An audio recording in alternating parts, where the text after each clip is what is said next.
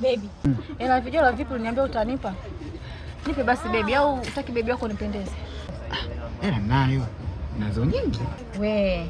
Basi bwana. Ndio maana nakupendeaga hapo tu. Ila siku nyingi. We. Hata si ni mate.